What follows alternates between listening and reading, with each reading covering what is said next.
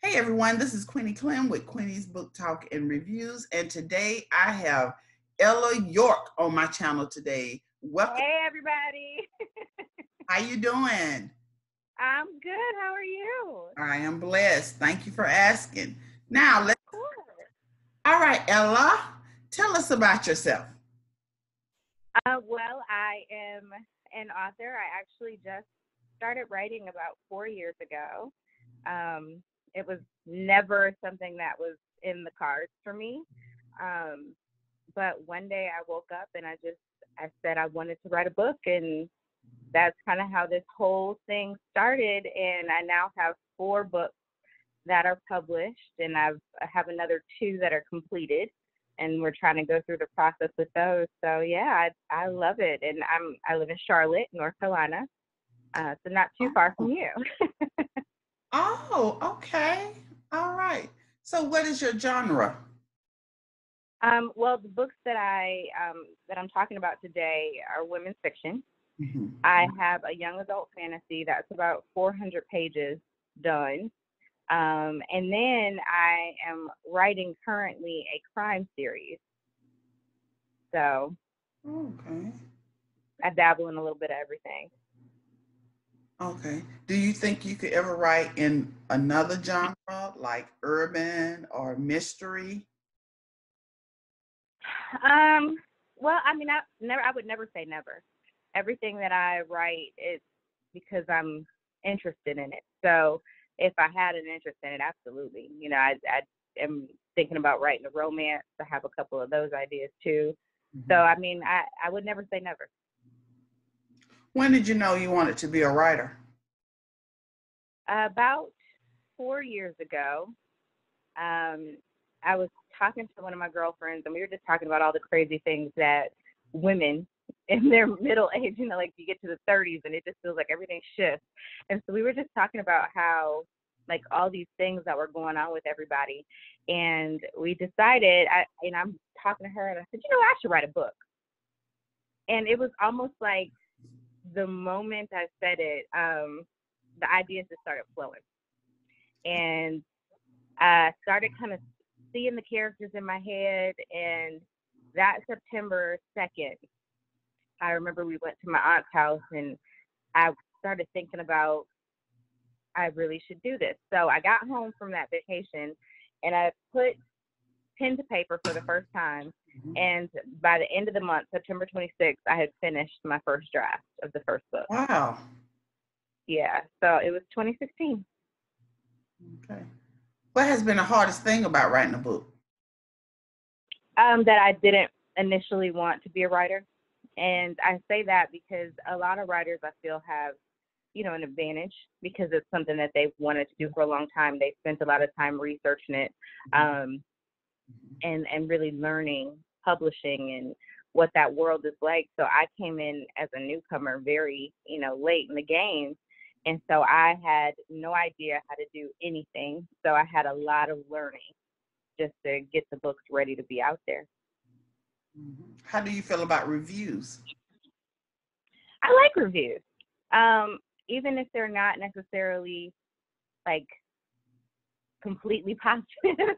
Mhm. I'm a huge constructive criticism person, so if it's something that I feel like will help me, then I'll definitely take it into account because, like I said, I'm new to this. It's not something that I went to school for. It's not something I studied for or spent my whole life doing. So if somebody that's been doing it longer than me or reading a lot of books has feedback for me, I definitely want to hear it, because I feel like it'll only make me a stronger writer. Now, if somebody's just being mean just to be mean, then I'll just kind of take that with a grain of salt and let it go. But if it's constructive, absolutely.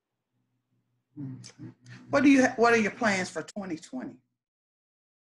Well, I'm actually submitting this series, um, to a network right now, just to kind of see what their thoughts are about it and, Mhm. if they want to do anything with it. So I'll kind of leave it there for now, just because I don't know what's going to happen. But so I'm doing that, and then my mom and I have done in the past a series called "So You Want to Write a Book Now What," where we just talk people through. like how to even shape your ideas and how to draft it, and then where would you go if you wanted to do self-publishing versus traditional versus, you know, vanity press, and what those avenues look like. So it's a 6-hour workshop, and we just walk through people how to get those steps done, because I started from scratch. I didn't know anything. So I know there are a lot of people out there like me that are very intimidated by the whole process. And, you know, I want to help them any way that I can. So I think we're going to do another one of those in the spring. And I'm currently working on submitting my young adult fantasy to agents, and I'm writing the crime series. So I got a lot going on. But that's kind of my goal for the first 6 months of the year. What inspires you to write? Just, you know, I think the biggest thing, especially for this series, was I did not want women to feel like they were alone. You know, as I was talking to a lot of my girlfriends and just women that I came across in general, I realized a lot of the things I was struggling with, they were too. And in the African American community specifically, I feel like we don't talk about our issues. You know, it's something that we feel like we have to do it alone. We have to go through these things alone, specifically when it comes to like marriage and dealing with children and stuff. And so I said, you know what? I'm going to give women a safe space to go through these emotions with a set of girlfriends, you know? And so I came up with the characters in my mind, and that's how they were formed. And I just want to give women a space that they can deal with things that normal women deal with in a safe space with girlfriends if they don't have that in real life. Okay. What do you do when you're not working? Well, I work, and I have a 4-year-old who keeps me very busy. And I'm actually studying to take my real estate exam. So I'll probably be doing that sometime in the next quarter. So yeah, I'm busy. I like to stay busy. What do you like to read in your free time? You know, I feel like I'm really, really bad for saying this, but I don't read in my free time. And I don't read because I don't want to get my thoughts confused. I'm a fast drafter. Okay. So every book I write it in like a month or two. Once I sit down and focus on it, I write the book in a month or two. And if I read other people's ideas, I'm nervous that the way my mind works and the way my stories go, that I'll take some ideas that are not mine and put it into my work. So whenever I'm actively writing, I don't read. And I've been writing consistently for the last couple of years. But prior to that, I'm a huge young adult fantasy reader. I love those books, like the Twilights, the Harry Potters. I've read all those. I read, a few books like Keeper and Seeker from Kim Chance. I've read The Elysian Prophecy. So there's a few books that I've kind of read in between, but because I write all the time, I don't want to mix ideas. How did you publish your first book? I self-published. So I did a lot of research on what would be the best platform, and I spoke to other people that I knew that had written books and self-published them. And I ended up going with CreateSpace on, it was a version of Amazon, but now it's Kindle Direct Publishing. So KDP is what they call it now. So after research, I decided that was the one I wanted, and it had the best royalties and the best printing options for me. And I have stuck with them for all 4 of mine and the 5 of my mom that I've helped her publish. So I've done 9. I've done 9 total, but 4 of them are mine. And you say your mom also writes books? She does. She's a poet. So she has 4 books of poetry and a children's book. So she actually just came up. We launched on the same day. She launched a book called Poetry for the Soul. All right, Ella, can you show us? Do you want to talk about your books now? Let's talk about your books. Sure. So it is a 4-part series, with the 4th installment being the one that just recently came out. kind of move this back a little bit. So the first one is called Uncovering the Black Love Saga, When Love Isn't Enough. So that's the first book in the installment. And then we have the Uncovering the Black Rose Saga, The Rebirth. Yeah. Do that one. And then we have the Uncovering the Black Rose Saga, Between Two Lovers. Okay. And then the latest book is To Become One. So Uncovering the Black Rose Saga, To Become One. That's the one I want. And you know, it's funny because people are like, how did you come up with the name? And I said, you know, the character that came to me, she's the character that's deceased, and she's the one that kind of brought everybody together. Her name is Aria Rose. And I was trying to think of a word that would show, you know, kind of removing the filters and letting people see who you really are. And so I said uncovering, like you're uncovering yourself, you're becoming vulnerable. And that's what I feel like the girls are doing in the story. They're becoming vulnerable to allow you in. And the series itself is about 5 if you count Aria, diverse women that just go through things that normal women face every day. We find one of the characters dealing with domestic violence. We find 1 or 2 of them that go through pregnancy loss, dealing with situations where they feel like they're not enough. You know, they don't have that self-worthiness. And then having people that are extremely successful, but they don't have love, they don't have family. And you kind of go through the raw emotions with them as they're dealing with those things. And the last book, you'll notice the cover is different. And that is because I really feel like I wrapped the book up or wrapped the series up in this book. And so I wanted it to show something different, you know, just kind of like the finality of it. I always have left room open for the book to become another, you know, to add a 5th book, but I really tie things up in the 4th book. There's not a whole lot of loose ends, but just enough that if I decided to write it again, I could. What's the best way to market your books? The best way to market for me has just been word of mouth. I am very active. I haven't been as active recently, but very active on Twitter and Facebook, and just really promoting it and getting it out there. I started a YouTube channel a while ago, maybe 2 years ago, and I actually was doing that frequently, and then I ended up having all this crazy stuff happen to me in my life. My dad got really sick. My daughter was diagnosed with autism, and it was just a whole lot of life changes very, very fast, and I had to take a step back, which is also why I hadn't published a book in 2 years. I just had to take a step back and deal with my life for a second, you know, and so I may get back out there and do that again, but I really enjoyed that. And I recently started doing Wattpad. Have you ever heard of Wattpad? Yeah, my son does that. Okay, so I recently started doing Wattpad with another one of my YA fantasies, just to kind of get back into the groove and kind of talking and dealing with people on social media. So yeah, I took a step back to deal with my life, but really Facebook has been, I would say, the most lucrative as far as getting my work out there. How do you balance the demands of writing with other responsibilities? You make time. You know, just like with anything in life, you can always find an excuse to be busy. You can always find an excuse to not have time to do it.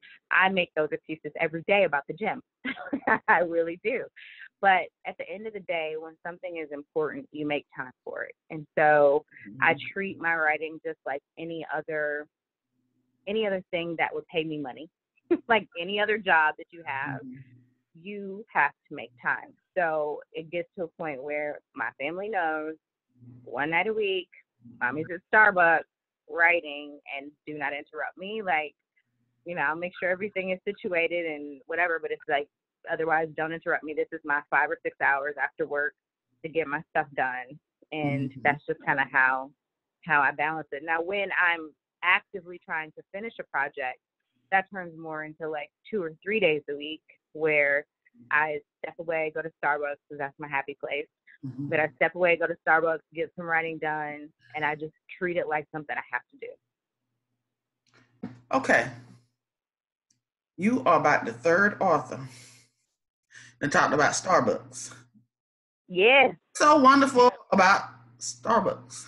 I'm serious. Well, first of all, the coffee is delicious. Okay. But I don't know. I think it's just the atmosphere. They do a very good job of creating this atmosphere that makes you want to be there and makes you creative.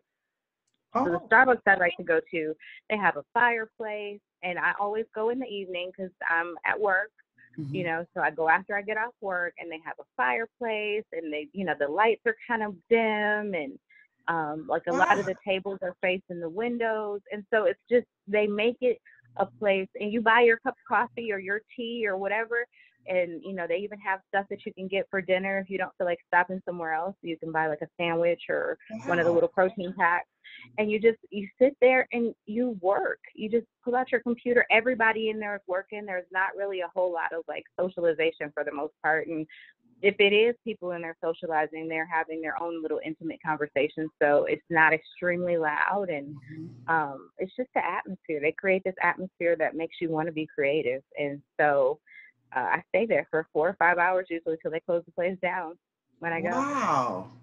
Like Hmm. you're like the third author that just said that, and I was like, what is so wonderful about Another place I've heard Starbucks? that's really inspiring for other authors is Barnes and Noble. Like they like to Girl. go to like Barnes and Nobles and work because they have like little areas where they have plugs and tables and chairs and stuff. Because you're around other works of Yes. Mm-hmm. other writing. I was going to say works of art, but they are works of art. They're with words. But you're around all these other successful authors that have done what you wanted to do. You see their books on the shelf. I could see that being inspirational. So that's another venue that a lot of people choose to use. That's my candy store right there, Barnes and Noble. Mhm. I can stay in there for days, hours. I got an aunt that reads, and she will go in there and she'll read a whole book in a day. I should not, Yeah, and that's but people go she'll and go. write She there like, you too. ain't It's never the went same in. thing. She was like, you ain't never went in there and just sat down in the back there and got comfortable in their chairs and read a whole book. I was like, Mhm. oh, you don't do that. You go buy the book. And she was like, nah. Sometimes I Some people they just read them. that's it. I'm finished. Sometimes people even just go and read like the magazines that came out for the week. They do all kinds of stuff there, but I know a lot of authors that use that as their avenue. Mm-hmm. What do you consider to be your best accomplishment thus far as far as being a writer? Honestly, the biggest and best accomplishment that I have is just doing it the first time, Mm-hmm. Mm-hmm. like just pulling the trigger and hitting submit and making my book out into the world. I can't tell you, excuse me, through my journey, how many authors I've come across, and I see thousands and thousands of them on my Twitter feed, and how many of them are just like, I've been writing for 10 years. I've been writing for 15 years, and they've never put it out into the world. There's so much fear because you get a lot of rejection in Mm-hmm. the publishing world. And there's so much fear that, your book won't be perfect or that people won't like it or it won't be successful. And Mm-hmm. at the end of the day, like, if you're doing it for you, you won't care about that stuff. So I think the thing that I'm most proud of is that I just did it, and now it kind of opens the door for me to just do it again without that fear because I've already done it. So what's the worst that could happen, right? Mm-hmm. What do you, excuse me, what did you learn when writing a book? Have you learned anything new or any new techniques or? Oh goodness, my my grammar has changed quite a bit since the first time I wrote a book. Um, you learn so many things. I never considered myself like a super smart person, but I didn't think I was dumb either, right? And you write the book, and as you go back through, Like by the time I'm finished with my fifth book that I've written, I go back and I reread the first one, and I'm like, oh my gosh, I had this comma in the wrong place. I have these periods in the wrong place. Like there's I felt this wrong, because you just learn so much as you go. Like the writer that I am now, I write completely different than I did 4 years ago. And I'm sure in another 5 or 6 years, I will have evolved again. And so sometimes just kind of looking back at, the journey, you just see that there's so much growth in you as a writer. Like if I crank out a book now, there's not nearly as many edits as there would have been had I done it 2 or 3 years ago, because you just learn as you go. When you see your edits and you see your feedback, you kind of take it and make a mental note, and to do it better next time. So I would say, like, just the growth in general in my writing style. Again, tell us the projects that you're working on right now. So I am working on a few things with this series, just trying to get it out there and see if it can go to a different level. As far as, like, not necessarily film, but even just like TV or plays and things like that. Because that's the feedback that I get all the time when people read them. And I'm writing a crime series. So that takes place in Miami-Dade County. And I love Miami. It's like, it has a special place in my heart. And so I was inspired to write a crime series there. And the detective, her name is Des Phoenix, and she is like the head of the major crimes unit down in Miami-Dade PD. And the first book, there's random body parts washing up on the shore of South Beach. And so her and her team have to figure out what's happening. Like, is there a serial killer? What is going on? And so that's where the first book is. So that is also, again, a thing that's very, very close to my heart. I love crime, like watching crime series and stuff like that. And then I have my young adult fantasy that I'm currently shopping to agents. I have requests from about 7 agents for pieces of it. So we'll see how that goes. But I do think the next thing I do will be traditionally published. I think that's where I'm headed now. Okay. How can readers get in touch with you? So you can find me on Facebook, Twitter, and Instagram at the Ella York. If anyone ever has any business inquiries, you can find me at theellayork@gmail.com. And if you want to find my books, you can go to my website. It's www.ella-york.com. That's also where I post if I have any events coming up. Okay. And that usually will redirect you to Amazon. So you can find my books on Amazon. You can also find them in Barnes & Noble and Books A Million if you do it through their online store. And yeah, that's where you can find me. Okay. Who would you like to collaborate with if you had a chance? Oh, you know who I really like her writing style, and prior to this, I would have been like, oh, I'm not sure, but Tomi Adeyemi. She is the author of Children of Blood and Bone, and I think our writing styles are very similar when it comes to the YA fantasy, and she has a huge imagination just like I do. So I think we could write a pretty interesting collaboration, come up with some good YA fantasy. Yes. All right. Is there anything else you would like to add before we close? No, just thank you so much for having me. It's always a pleasure working with you. And I wish you much success on your YouTube channel. Thank you. Again, this is Queenie Clem with Queenie's Book Talk and Reviews. Happy reading. Bye, y'all. Bye.